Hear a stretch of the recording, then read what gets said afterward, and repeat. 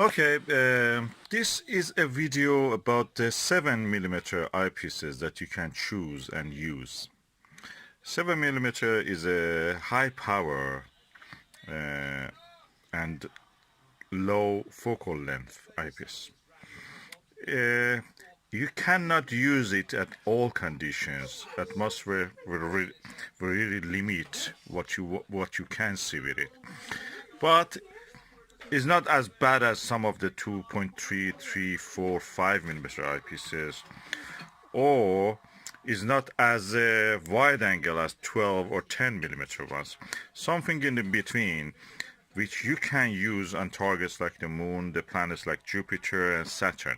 So it's a good range of eyepiece if you have holes in your eyepieces that you want to cover in the range of the eyepieces that you have in your eyepiece set. So I have here a set of eyepieces like that, and I will go through it with you. Of course, first we have to remember that there are eyepieces which are not very far from that range that I mentioned. One of them is, for example, 8mm eyepieces. There is not much 8mm eyepieces. This is a Starguider ED 8mm one. Quite large lens. It's comfortable to use, and yeah, it's not bad. The price of it, you can buy it second hand, anything between 30 to 35 pound. New one is 43, so not very expensive considering that the quality is quite solid. And there are Plossl eyepieces like this one that I have here, 7.5mm one, which is have a very tight eye relief. You have to practically get very close and personal with the eyepiece to see anything. But if you can live with it, and if you don't have enough budget, this can be a good choice. It's a Plossl at the end of the day. It has a good flat field of view, is relatively cheap. You can buy it as little as £10, sometimes even less in the places like auction sites, eBay and other places, or a little bit more new. It's better than the Ramstein and the Huygens ones. In the other range of the 7mm, I have a few here. You can get again, for example, something like a Meade 6.3mm eyepiece, which is here. Again, is a Plossl, very tight angle of view, but again, if you can live with it, it gives you a it's really give you good results. It has a, I should correct myself, tight eye relief, so you have to really take your eye close to it. If you're wearing glasses, you should remove your glasses to look in with this eyepiece to see anything. More comfortable one is this 6mm eyepiece, Planetary, TMB Optical Planetary 2 6mm. SW stands for super wide angle 6mm. It is one of the cheapest you can get. £23 in Britain, in America probably £30, in Canada around 35 to £40, Australia the same, and rest of the world you can calculate it based on the exchange rate. This is one of the best eyepieces you can buy. Big lens, good eye relief, nice packaging, good feel. The eye cup can be turned. You receive it, you think that is loose. It's not loose. You have to, you can loosen up, bring up the eye cup.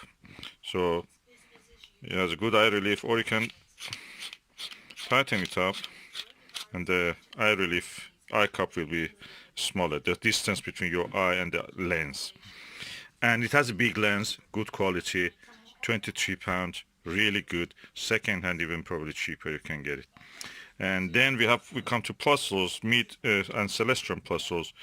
They are again with the very tight eye relief. You have to get your eye very close to the lens to see it, but usable. You can use it. If you are short of budget, go for these ones. They are good. And this is a rare eyepiece, this one, Bertele B 6mm. B stands for Bertele. It's a patented eyepiece by the US Army. The modified versions of it are made by Russians and by Japanese. This one is Japanese, Asahi Pentax. It's from Asahi Pentax 60mm telescope. It has a field of view which is 60mm. Field of view of the Plossl is 42 millimeter to 45, sometimes 50. The field of view of this one is 62 degrees. And field of view means the tightness of the hole that you look through it when you completely, your eye is closed. So the bigger is this, you can see bigger portion of the sky.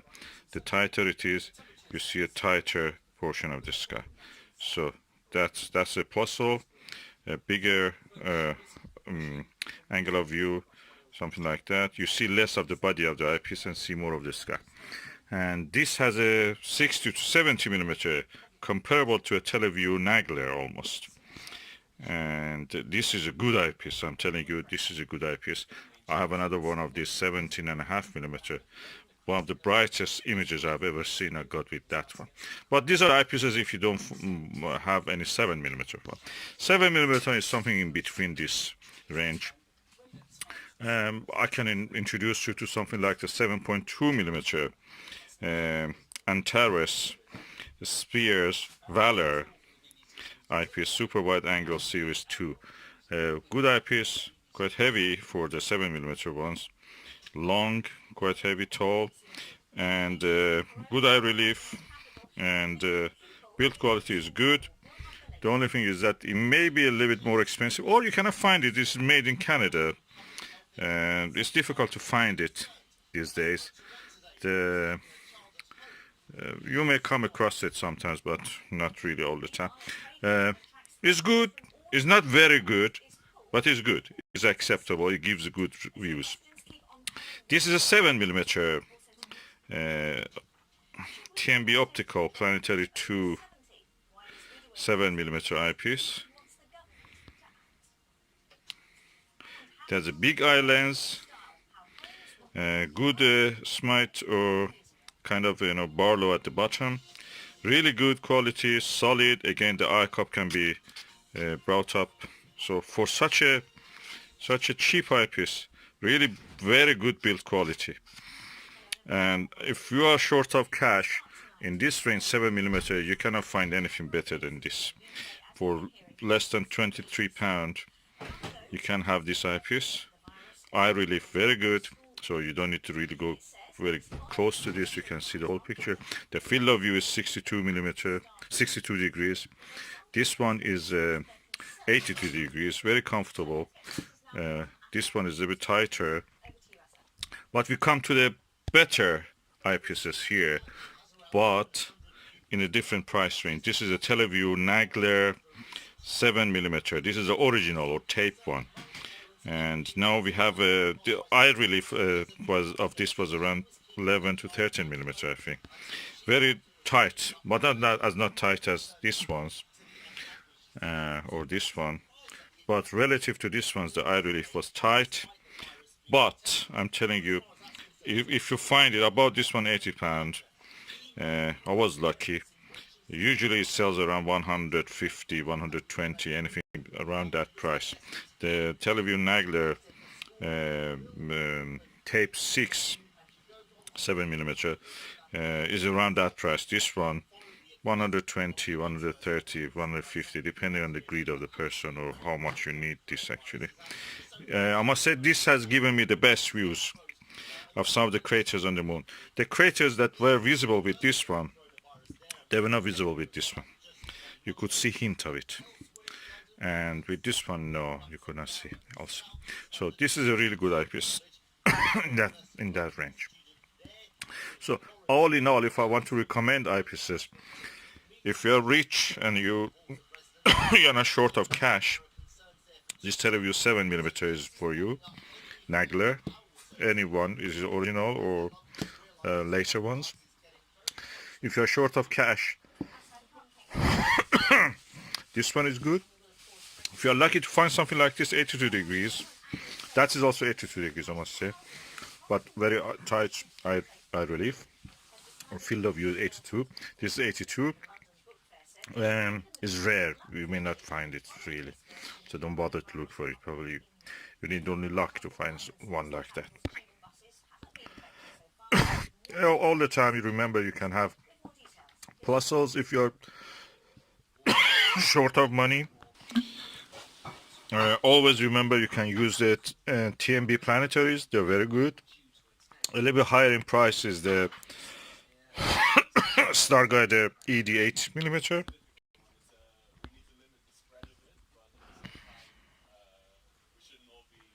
And all these Plossls, if you're really short of money, they will work for you.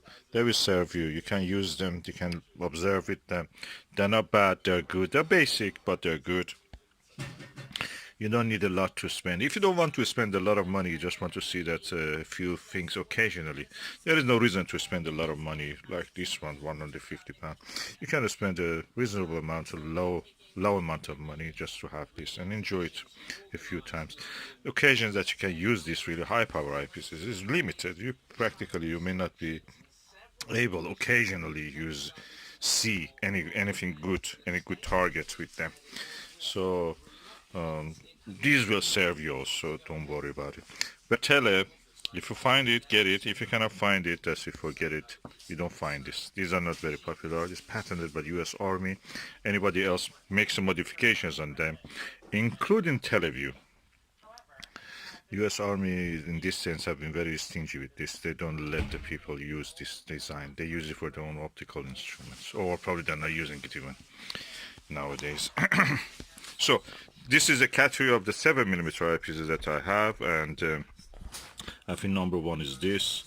For money and budget, this. If you're lucky, you get this one. This is cheaper than that, almost half price as that. Although about is £70, that one £80. But I was lucky in that sense. 8mm also will serve you well, ED. And Plossl is always available, cheap, better than Ramster, Huygens. When I was a kid, I only had Huygens. These were really a dream to have such a thing. These are good. By today's standard, they're very cheap. On this one, you may not find it.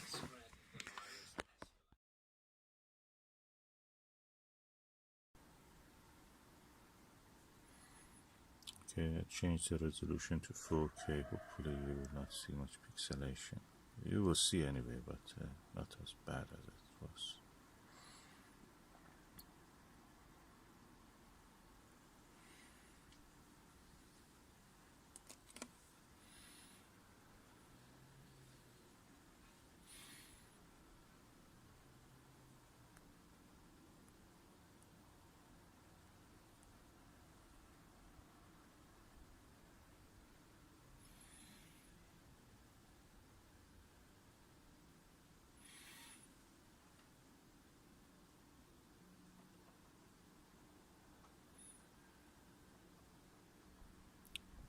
What you see is now passing the center of the picture, hopefully, is what is called as Aristarchus plateau.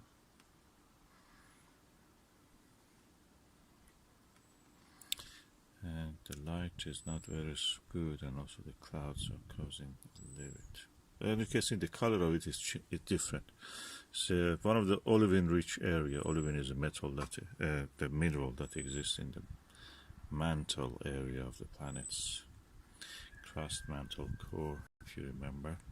These are the layers of the planet's planetary bodies, which are made of rock or any other thing that has this kind of layering. Any object, differentiated object, gravitational differentiation. So it's now passing the center, top of the center, above the center. And the brightest spot is the Aristarchus crater itself.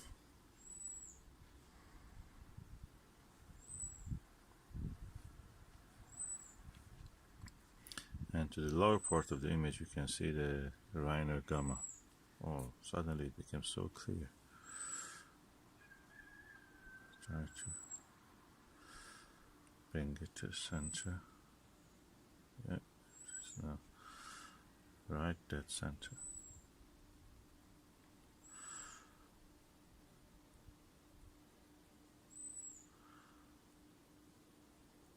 I'm doing all this with my mobile camera, but I use a bracket. It's one of these ones that I bought.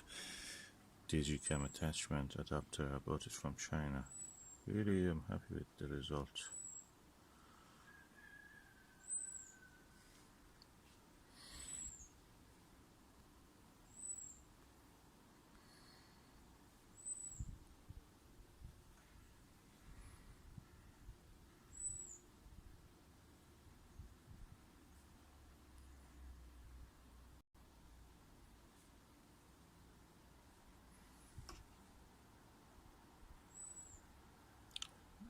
you're looking through the eyepiece directly.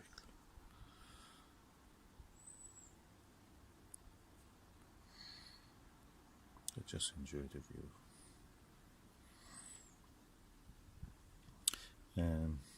Yeah, good as a map. All these lunar features are created by impact. Circular features are called crater. Well, the craters to me are superficial because what you see is the geological feature like mountains, faults, even faults. I've seen some faults, can you believe it, and some thrust faults and faults. You have to look for them. And as my skill in digiscoping increases, I will try to show you more of these features. Aristarchus again is at 2 o'clock, and at 3 o'clock or 3:30 you can see the tiny dot of the Rhino Gamma, that magnetic anomaly. The superficial feature, they say that is because the soil of the moon, the lunar soil in that part, due to the magnetic field, could not be weathered, blackened, darkened by the solar wind, and that's the reason they have remained bright. They deflect the charged particles. You know that charged particles deflect in the magnetic field. So if there is a magnetic field there all the week, it is working. It's one of the interesting anomalies. You can imagine if you're a science writer, science fiction writer, you can write about that. Is a city or something trying to protect itself from the damaging and carcinogenous effects of the sun and magnetic storms from the sun. Yeah, that's actually I made a good story, you know. If you're writing, write it. You can write, just give credit to me. Hertfordshire.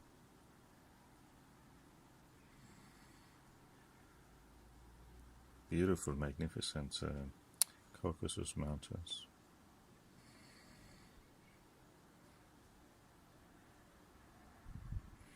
The moon is spherical. Clearly you can see when I focus on the edge of the picture, the side of it is out of